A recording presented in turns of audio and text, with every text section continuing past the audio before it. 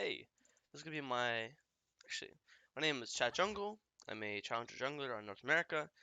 This is gonna be my pro guys application for the jungle position, and today I'm gonna be VOD reviewing Griffin Tarzand against C9 Blaberfish in Solokia. So just gonna hop right in on a robot clear. Level 1, there was just a small skirmish on the top side of the map, so Talia unfortunately had to expel her flash to get away from a thresh hook. But it's okay, she's just gonna clear the same. She's gonna start red, and looks like she's gonna pass towards her Krugs. Red Krugs is really common clear for high elo junglers. The reason why is because Krugs, if you don't know, is the most heavily XP jungle camp in the game. Meaning, compared to any other jungle camp, it gives you more XP. So, really, red Krugs is gonna be your bread and butter. You want XP as possible, you want to hit level 30 as early as possible, you want red Krugs. And transitioning into red Krugs, most people walk into Raptors. The earlier you kill Krugs and Raptors, the earlier they respawn. And the earlier they respawn, the earlier you can kill them again. Again, it sounds really basic, but in reality, when Raptors and Krugs give you more XP than any other camp, that means you want to kill them more than any other camp. And you want them to respawn faster than any other camp in the game, right? So here we're just going to cut the camp, we're going to make sure not to sit on our terrain pattern, and we're just going to freeze frame here. The reason why is I want to talk about, as Talia, if you're in this position, how do you want to path on the map, right? And you have a couple options, actually.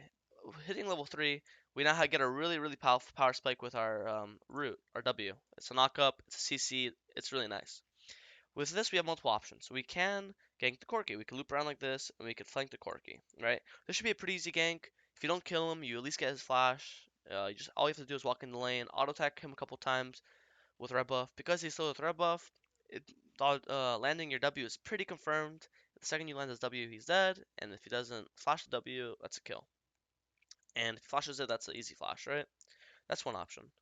Another option is we could run straight into top gank. The reason why we could do this is if we see top lane state, Fiora is pushing to Rise.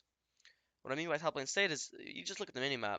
See, Fiora is past the river, while Rise is basically hugging the tower as much as he can, right?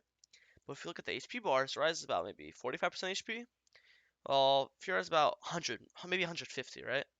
So not only do we know that Fiora's overpushed, but we know she's low. She's low enough to die to a single combo, even less than a combo, right? So we have two options right now. We could gank mid or we could gank top. The third option is we could actually just completely ignore both lanes. We completely clear our top side of the map. We hit level 4 off it, and with level 4 we could run straight to a bot invade, or we could run straight to a bot gank. But seeing as Fiora is super low on the minimap, it's quite obvious we're gonna run straight top.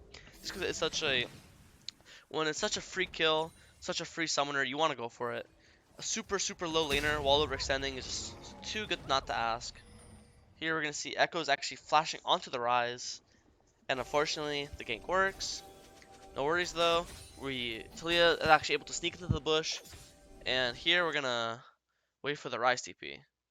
Fiora pushing with about 2.5 bars, about 230 HP, while we're full. Rise TPing back in is going to be full HP, and this should be a really easy kill. If Echo stays, it's a really free 2v2, and if Echo runs away, it's a free 2v1.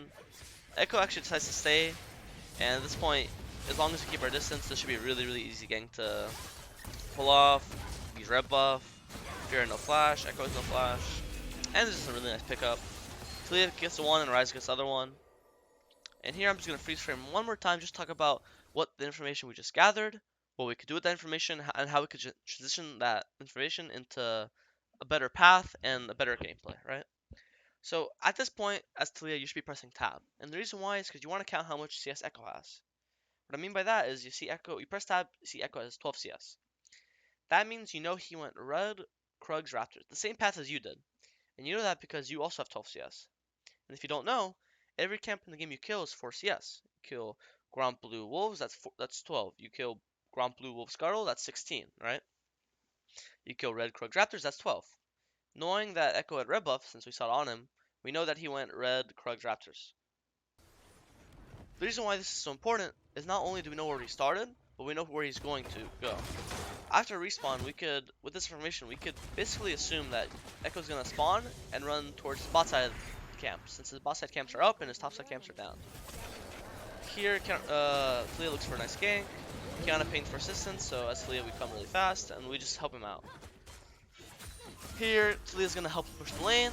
This helps for multiple reasons. One, Kiana is low on mana, so she couldn't do it by herself. And two, she acts as a bodyguard in case Echo decides to gank mid. So I'm just gonna go over this really fast. This is a really nice, small. It's really small, but it's really important in my opinion. So you might be wondering, hey, why is Talia pathing this way instead of this way, right? As junglers, most junglers know, you want to be as efficient as possible, do the most efficient clears, be as efficient on the map as possible. And you might be wondering, hey, this isn't efficient. Instead of walking here for 4 seconds into the jungle, you walk here for 6 seconds, right? And the reason why this is better is because this gives her more options. And what I mean by that is while walking here, top side, has 2 options. She could go into top gank, or she could enter the top side jungle to clear the camps, right? So this gives her a nice 4-second buffer to decide where she wants to go. It gives her 4 seconds to decide, do I want to gank top, or do I want to enter the jungle? If we were to simply just enter the jungle, we have no options. The only option we have is I must kill my jungle camps, right? So even though she actually ends up going into her jungle, it's the fact that she gives herself opportunities and options, right? So it looks like, yeah, we're just gonna enter the jungle, and looks like we're just gonna clear blue into Gromp. More blue into wolves into Gromp. Basically just clear our top side, right? We're gonna kite the camp as much as possible. And here, we're gonna go from Gromp. While we're doing this, we're looking around the map, we're seeing where Echo is. We see that Echo is actually ganking bot lane. And while seeing Echo ganking bot lane, we see that Echo has 16 CS. And remember, we killed him at top lane with 12 CS. So we know, since we killed him at top, he's killed 1 camp. We know it can't be blue, because when we looked over at the map, he has no blue buff. So we know we either killed Gromp, Wolves, or Scuttle. And now we're just gonna get a nice gank on Fiora. And she's overextended with no flash. Nice. So we're gonna freeze frame here. I just want to go over why seeing Echo at 16 CS is important, okay? So remember, we killed him top at 12 CS, right? We know that he got those 12 CS from Krugs, Raptors, and Red. Now we see at 16, plus 4. Remember, plus 4 is a single camp. That means he either killed Wolves, Gromp, or Scuttle, right? Then after one of those camps, he could decide to gank bot lane. So, because we know his Raptors are dead, his red buff's dead, but we know that either his Wolves or Gromp are alive, that means on top side of the map he has 1 camp up, and bot side of the map he has 2 camps up. So realistically, as Echo, you look at the enemy jungler's point of view. What do you want? 1 camp or 2 camps, right? Knowing that, obviously 2, right? So we know that Echo's gonna be bot side of the map. We know Echo's gonna clear his Gromp, or he's gonna clear his Wolves, or he's gonna invade our bot side. So knowing this, we know that now we can invade his top side. Because if he's on the bot side of the map, right, how is he gonna stop us from invading his top side? And we know his Krugs are alive because we know our Krugs are alive. And remember, both junglers did a red Krugs Raptors. They both mirrored each other's pathing, level 1, 2, and 3. So all we have to do is check the map. We see our Krugs are up, meaning his Krugs are up. And knowing Fiora's dead with no TP, his Krugs are easy, free, and accessible. Nothing can stop us from getting them. So here, Talia's gonna look to invade, while being aware that Echo could be fully invading our Krugs, or Echo could be fully just clearing his bot side camps, which are Gromp and Wolves, right? So here, Talia's just gonna finish the camp completely, and probably just back in either this bush or that bush, because going for Wolves are too far. It's unrealistic. It's not worth it. It's not worth the time spent to walk 30 seconds all the way to Wolf camp. You want to keep tempo on the map, right? You want to be everywhere at once. And running all the way to Wolf Camp is just too much time spent doing such a small task, right? Here, Echo gets a gank off on bot lane, unfortunately for us. But fortunately, at least Yumi trades the kill, right? So here, we're going to press tab again, and we see he has 20 CS, right? That's plus 4 from last time. Meaning we know he either killed 1 more camp. We know he either killed Gromp, or Wolves, or he killed our Krugs, right? So here we're going to check our camp, because in our mind, it has spawned. And unfortunately, he has killed it, right? But now this gives us more information. Now we know that his Gromp and Wolves are both up, right? Because if he was at 16 plus 4, it's 20. And sorry, while I'm talking about that, we're actually getting fully engaged on. Unfortunately, it's a Fog of War hook over the wall, but we traded 1 for 1, so it's not that bad. But back at talking about Echo's pathing. Since we saw him at 20 CS, we know last time we saw him before that was 16, and we know that our Krugs are gone. That means we know guaranteed that he's going to be path. That means his Gromp and Wolves never died. And we know that his red isn't spawned yet, right? So again, what do you want? Do you want 2 camps bot lane? Or do you want 1 camp top lane? Obviously, sorry. Obviously, we know Echo wants the 2 camps bot lane, so Echo's going to be pathing to bot side of the map. Again, freeze frame. Now Echo has 28 CS. Last time we saw him, he had 20. So now he has 28.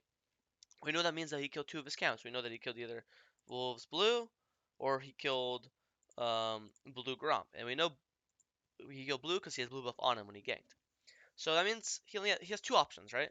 He could go over the wall and get his Gromp or his Wolves if his Wolves was up, or he goes for Scuttle and then he goes for the Gromp. And obviously, what do you want? 2 camps or 1 camp? You want 2 camps, so most junglers will go for the Scuttle here. As Talia having an advantage, you're going to look to fight. You want to abuse your lead. So here Talia's going to look for a nice little pick on Echo. Mr. W, but Echo's going to Ian, so it's okay. Echo should be dead here, and he is. Now we're going to get Scuttle, and this also gives us opportunity to invade his bot side, because we know that one of his camps hasn't been cleared yet. If we use the rules of the jungle and count his camps, right? Here we just clear pink ward, look to be in the river, maybe wait for Tristana to push the lane, and maybe look for a no flash Tristana kill. So I just want to pay attention to how Talia's ganking, right? We see Tristana's auto attack range, right? It's probably around here, maybe, right? Maybe a little longer here. While Talia's Q range, as you see it sitting, is all the way here. It's way longer, right? So even though we're really fed as Talia, we want to respect the enemy. We want to gank lanes correctly. We don't want to risk ganking a lane and dying at the same time. That's horrible, right? So even though she's fed, she's going to be playing it safe. She's going to keep her distance. She's going to use her Q range advantage over Tristana and not get in distance of auto attacks while making sure to land all her damage abilities, right?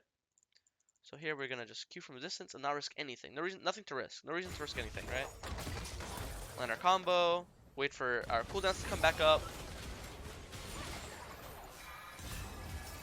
And this should be a really easy dive. Especially with mid lane Cryo. Land our combo, land our W, nice. Well executed. So there's a couple reasons why this dive was possible. First of all, we had mid lane Prio. Prio means mid lane advantage, meaning Kiana is able to shove in the mid lane, right? Meaning she's able to roam top, able to roam bot, able to back, right? Another reason why this gank is so successful is that we're aware that Echo is top side of the map. The reason why we're aware Echo's top side of the map is, remember, counting his camps, we know he cleared basically his entire bot side, right? So if his entire bot side is clear, why would he path bot side? Then if we use the rules of the jungle, he should be pathing into his top side to clear his Gromp, to clear his Krugs, to clear his Raptors, to clear his red buff, right? So knowing Echo's top side of the map, we know that we could easily gank his bot side, since his bot side is unprotected. And just like that, that's all the time we have. But I like to do a little TLDR, talk about what we discussed, and just some fundamentals, right? We started the game clearing red Krugs Raptors. This is a really, really nice standard first clear because you get level 3 off all 3 camps, and the faster you kill the camps, the faster they respawn, and as we already talked over, everyone wants Krugs and Raptors. They're the best camps in the game, right? Second of all, second thing I want to go over is how we ganked our lanes, right? Our second gank on Fiora, we ganked it knowing Echo is bot side. And we knew Echo is bot side because of the rules of the jungle, right? And the reason why it's such a good gank is we were playing against the red side's weak side. And what I mean by that is whenever the enemy jungler is bot side, that means the enemy weak side is top side, right? So if Talia is top side of the map and Echo's bot side of the map, Talia's strong side is top and Echo's strong side is bot. Well, Talia's weak side is bot and Echo's weak side is top.